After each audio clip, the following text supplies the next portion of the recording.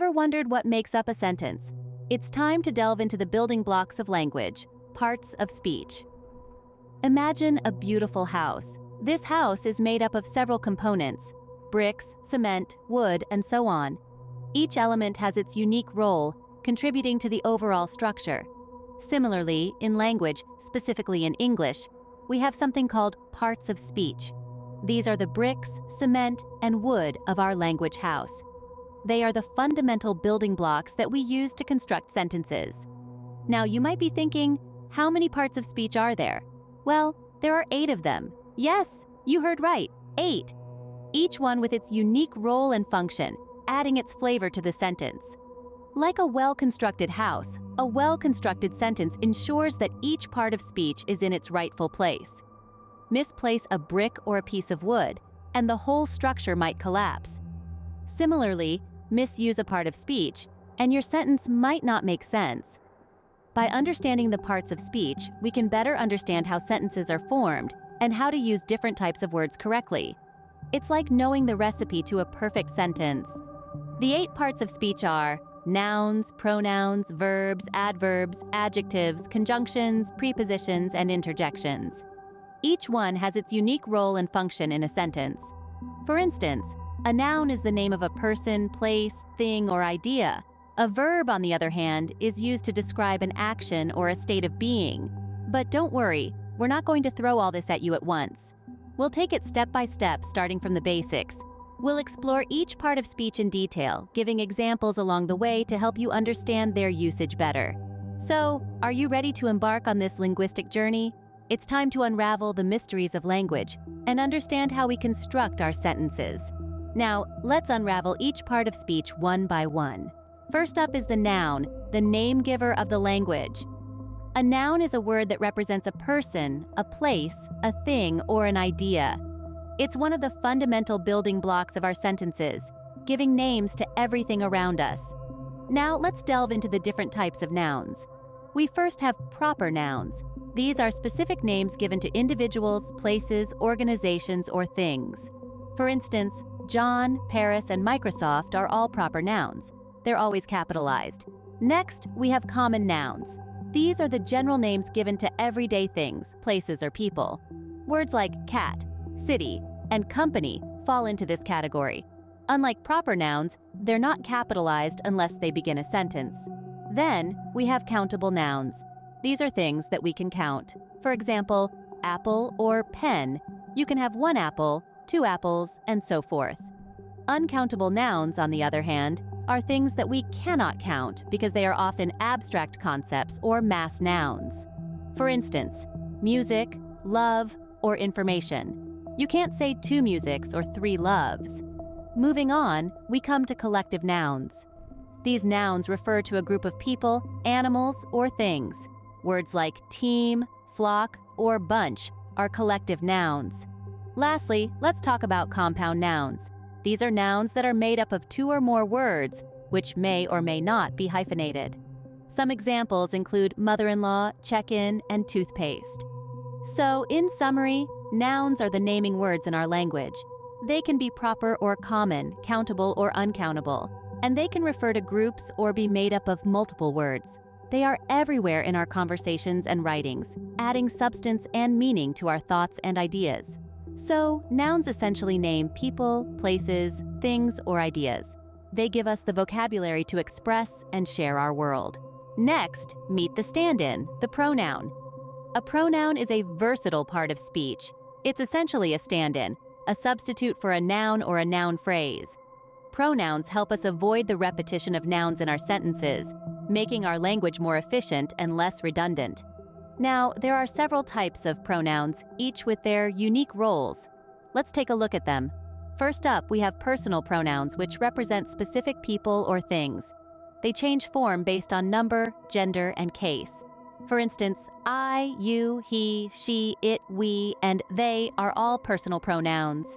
Then we have possessive pronouns. These indicate ownership or possession. Mine, yours, his, hers, ours, and theirs are examples of possessive pronouns. Demonstrative pronouns are used to point to and identify a noun or a noun phrase. This, that, these, and those are all demonstrative pronouns. Indefinite pronouns, as the name suggests, do not refer to a specific person, place, or thing. Examples include anyone, everyone, someone, none, and everything. Next, we have relative pronouns, which link phrases or clauses to the rest of the sentence. Who, whom, whose, which, and that are all relative pronouns. Reflexive pronouns refer back to the subject of the sentence or clause. They end in self or selves, like myself, yourself, and themselves. Finally, we have interrogative pronouns, which are used to ask questions. Who, which, and what are examples of interrogative pronouns. Understanding how each type of pronoun works can significantly improve your grasp of English grammar. Remember, the key to mastering pronouns, like any other part of speech, is practice. Try and identify the pronouns in the sentences you read or write. Pronouns replace nouns and keep our sentences from sounding repetitive.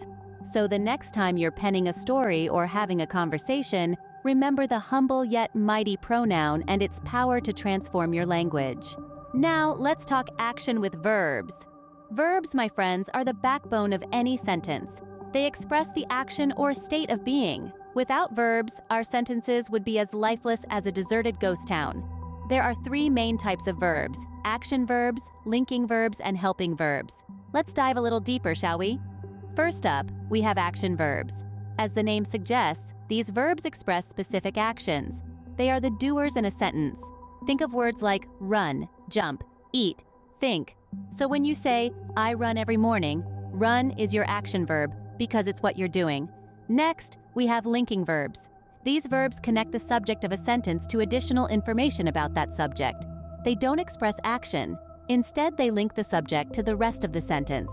Common linking verbs include is, am, are, was, and were. For example, in the sentence, the sky is blue, is the linking verb. It connects the sky to blue, giving us more information about the sky. Last but not least, we have helping verbs. These verbs, also known as auxiliary verbs, help the main verb to express an action or a state of being. They include words like have, has, had, do, does, did, can, could, shall, should, will, would, may, might, must. For instance, in the sentence, I have eaten my lunch, have is the helping verb. It helps to tell us when the action of eating occurred. So there you have it, the vibrant world of verbs. Action verbs that express what's being done, linking verbs that connect the subject to more information, and helping verbs that assist the main verb. Remember, without verbs, our sentences would lack action and movement. Verbs bring life to our sentences by expressing actions or states of being. Adding more detail to the action, we have adverbs. Now, adverbs. What are they? In a nutshell, an adverb is a word or phrase that modifies or qualifies an adjective, verb, or other adverb or a word group, expressing a relation of place, time, circumstance, manner, cause, degree, and so on. Let's break that down a bit. When we say an adverb modifies or qualifies another word, it means the adverb changes, enhances, or adds more information to that word. Take verbs, for instance. If you say, she runs, we understand the action running. But if you add an adverb and say, she runs quickly, the adverb quickly adds more detail to the verb runs. It tells us how she runs. Adverbs also modify adjectives. For example, consider the sentence, the cat is fat. The adjective fat describes the cat. But if you say, the cat is incredibly fat, the adverb incredibly modifies the adjective fat. It tells us to what extent the cat is fat. Similarly, adverbs can modify other adverbs, adding more information. Like in the sentence, he walks very slowly. Here, slowly is an adverb modifying the verb walks, and very is another adverb that modifies slowly, telling us just how slowly he walks. Adverbs can also tell us when, where, or why something happens. For instance, in the sentence, she'll arrive tomorrow, tomorrow is an adverb telling us when she'll arrive. In the sentence, he searched everywhere, everywhere is an adverb telling us where he searched. In summary, adverbs are incredibly versatile parts of speech that can modify verbs, adjectives, or other adverbs. They add more detail and information to our sentences, making them more interesting and expressive. They tell us how, when, where, or to what extent something happens. Adverbs add more information, telling how, when, where, or to what extent. Tying our thoughts together, we have conjunctions. Just like the tiny knots in a beautiful tapestry, conjunctions weave together our words, phrases, and clauses to create a cohesive narrative. They are the unsung heroes of our sentences, allowing our thoughts to flow smoothly and our ideas to interlink seamlessly. Let's dive into the world of conjunctions. In essence, a conjunction is a word that connects parts of a sentence. It's like a bridge that allows two ideas to meet in the middle of a sentence, creating a bond between them. But not all conjunctions are created equal. We have three main types of conjunctions: coordinating, subordinating, and correlative conjunctions.